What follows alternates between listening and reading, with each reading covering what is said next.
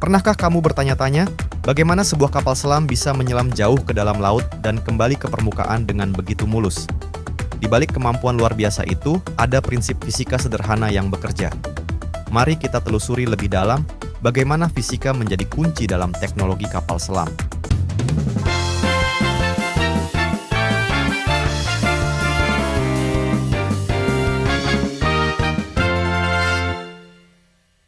Semua dimulai dari hukum Archimedes.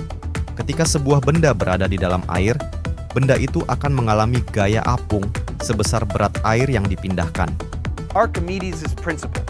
This states that any object submerged in a fluid will experience an upward buoyant force equal in magnitude to the weight of the fluid that is displaced. In other words, the buoyant force will support an object if it is less dense than the fluid. Kapal selam memiliki tangki khusus yang disebut tangki balast.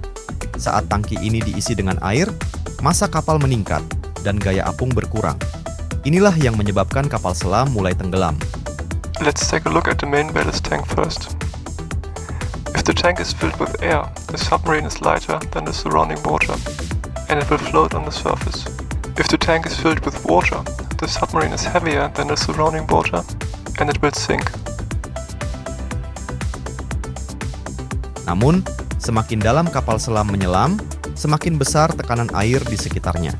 Di kedalaman yang ekstrim, tekanan bisa menjadi sangat besar, tetapi berkat desain lambung tekanan yang kuat, kapal selam mampu bertahan.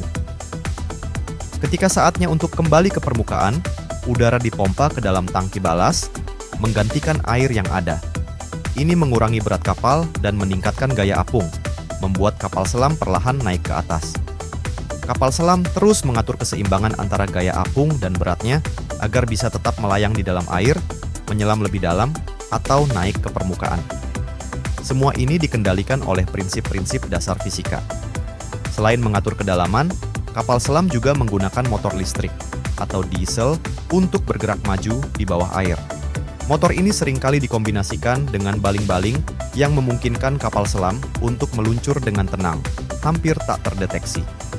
Dari dasar lautan yang gelap hingga kembali ke permukaan yang terang, kapal selam adalah contoh sempurna dari bagaimana fisika dapat dimanfaatkan untuk mengeksplorasi dunia yang tersembunyi di bawah air. Jadi, kapan kamu ingin menyelam lebih dalam ke dunia fisika?